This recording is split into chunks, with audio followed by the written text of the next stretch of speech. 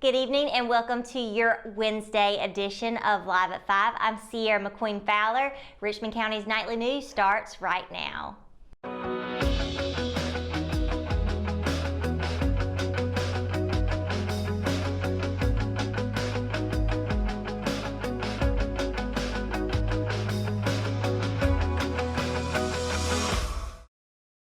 7 police officers and a now deceased hero were recognized at Tuesday's City Council meeting. Rockingham Mayor Steve Morris presented a medal from the Carnegie Hero Fund Commission to the family of the late David Covington.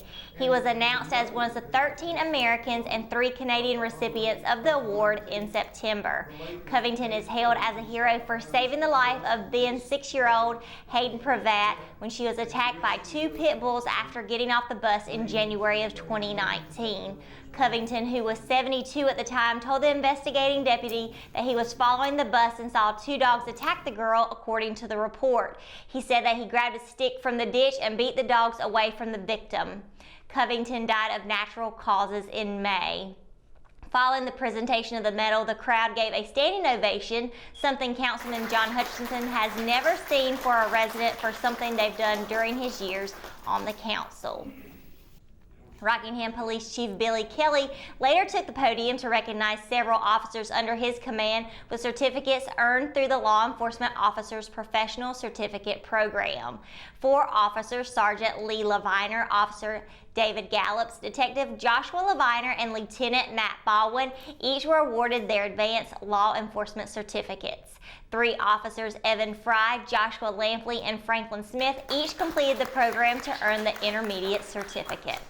Although it wasn't on the agenda, City Manager Monty Crump introduced a resolution regarding interim financing of the Richmond Community College downtown campus. The project, which is running behind schedule, was slated to be complete by December 2nd and classes starting this semester. Crump also told the council that the 2019 safety report showed no reportable accidents in any of the city's departments. He said it is the first time he recalls that achievement since he began working with the city in the early 1980s. The 2020 parade season has begun in Richmond County. This Saturday, the county's Martin Luther King Jr. Celebration Foundation Committee will be presenting the commemorative parade at noon. The parade will be marching through downtown Rockingham with assembly taking place at the Leith Memorial Library. Before that, there will be a prayer breakfast at First Health at 9 a.m. and after the parade, the Youth Speak Out takes place from 3 to 5 p.m. at the Cultural Center on Leek Street. More MLK celebrations continue on Sunday with the worship service at 5 p.m. that is located at the First Baptist Church in Hamlet, with Torrin McKenzie as the guest speaker and Reverend Allison Farah as the host pastor.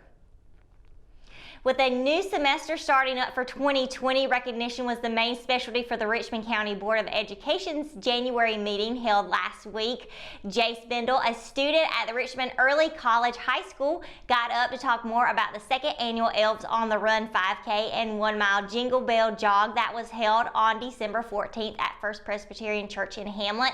Bendel called the event a great success, thanking everyone involved. He went on to say that all the proceeds from the runners' businesses and donors were able to buy Christmas presents for more than 25 students who attend Richmond County schools. Because of the growth of the event and people's generosity, there was also extra money after helping the students within the school system. The 3rd annual Elves on the Run 5K is slated to kick off on December 12th, 2020. When we return, we've got your Live at 5 weather report. It's coming up right after the break, so stay tuned. McNair Auto Sales is the place to buy your pre-owned car, truck, or van. To be the best, it takes big selection, friendly staff, and great pricing. We guarantee a no-hassle buying experience, and financing is available right on site.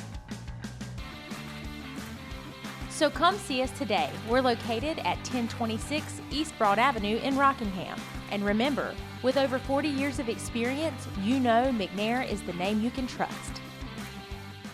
Locally owned and operated, Fifth Dimension is a place you'll want to check out. Whether you need vape supplies, signs, business cards, decals, or your chakras aligned, we have you covered.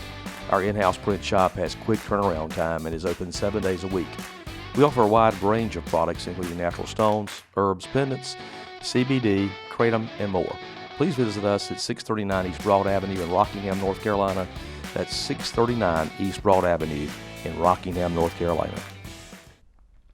Your Live at 5 weather report is brought to you by Iconic Wellness CBD, located here in Rockingham.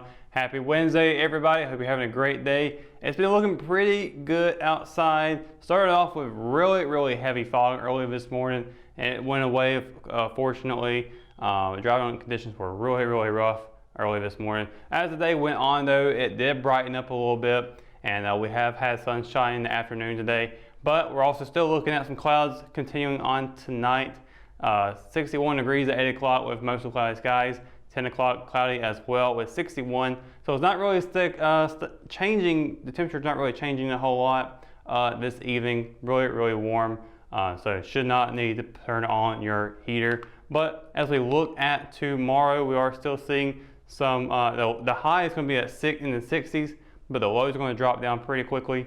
Down to the 30s, so we are looking at some really low temperatures for what we should be expecting for January weather. Fayetteville's going to be a high 66, low of 35. Rayford will be a high 65, low of 34. Down in Lumberton, there'll be a high 66, low of 35, and over in Warrenburg, high 66, low of 36 there.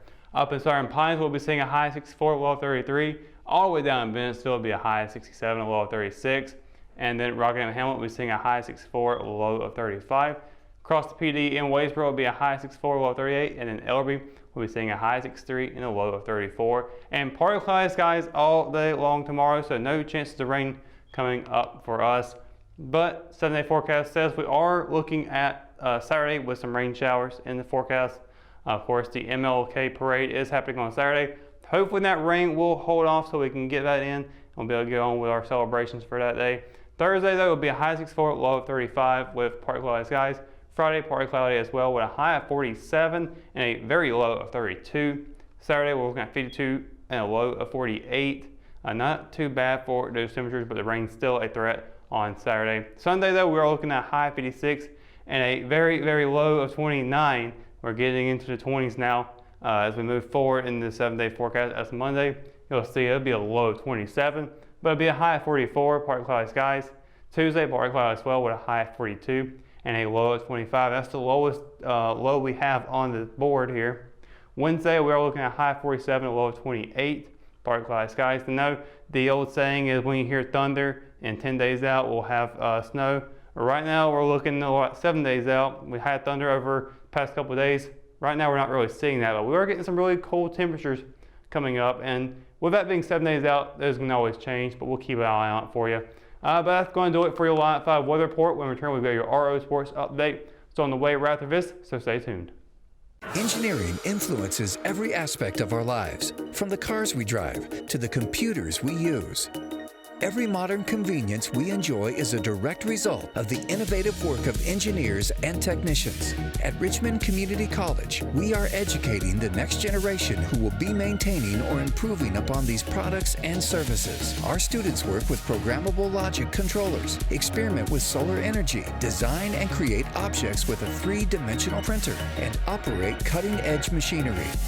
Students can choose from a number of programs such as mechatronics, welding, mechanical engineering, electronics engineering, electric utility substation and relay technology, and industrial systems. Programs that equip our students with skills for 21st century jobs. Innovative and progressive, Richmond Community College is committed to building a brighter future for its students and the communities it serves in Richmond and Scotland counties. Visit our website today.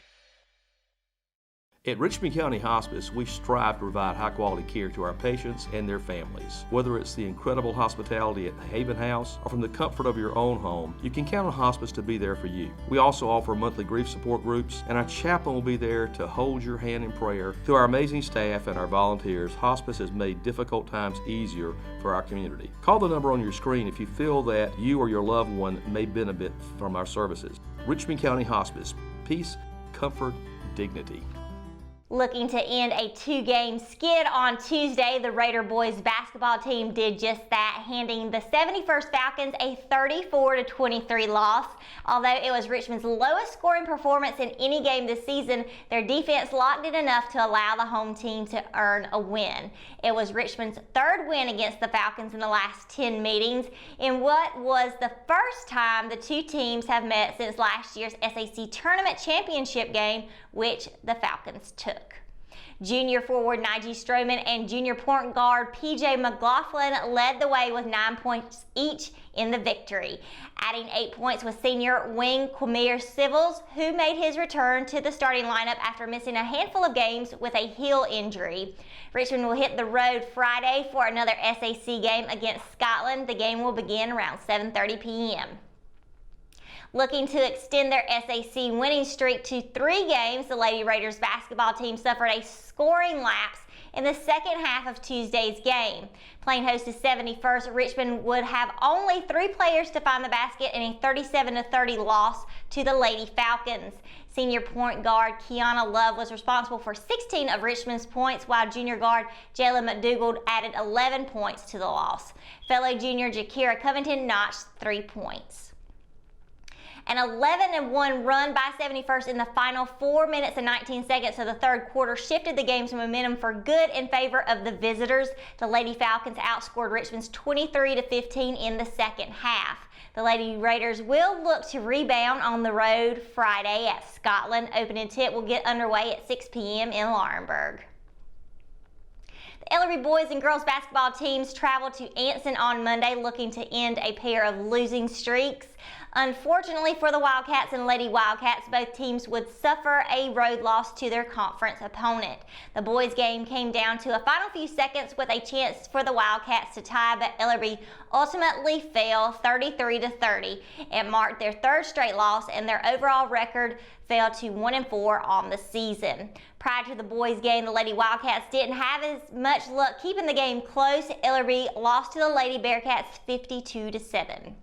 Both Ellerbys will look to enter the win column when they host the Spring Hill Spartans next Wednesday, with the girls' game getting underway first at 4 p.m.